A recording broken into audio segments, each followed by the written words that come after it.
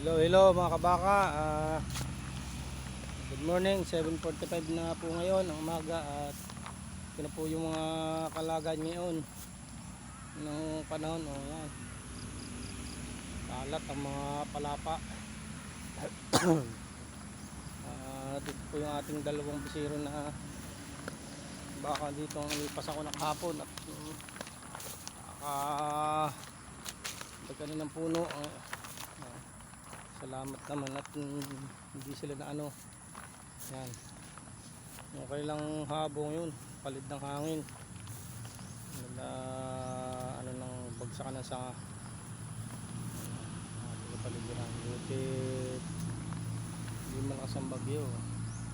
Nakalit pa sila, sumiksik sila sa puno-puno dyan ng bayabas at saka puno ng niyog.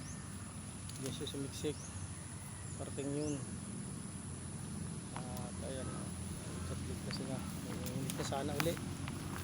Huwag na sanang lumagyo. Tapos na sana mga bagyuhan. Pag-init na. Yung ating ibang mga baka pa, narinig pa iba na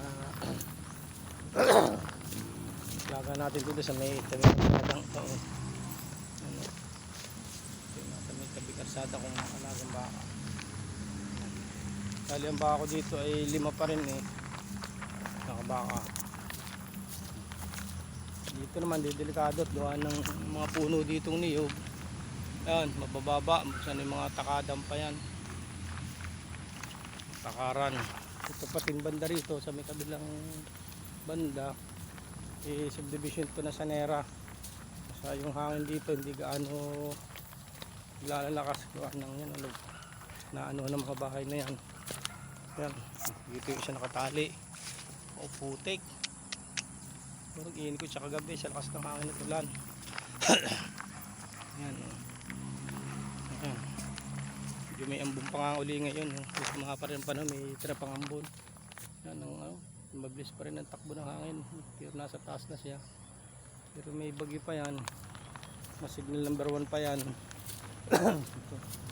Yan o. Itong hindi siya makapangain ng asap ng nilamig. Natin talagay dyan muna ikaw. Ayan. Si Burgo. Yan natin si Burgo. Yung pa isa. Yun ang isa na. Doon yung isa. Ulan pa. At apat na uli natin talento ng ayos talian. Kabaka dito na muna sa muli. Bye bye mga kabaka.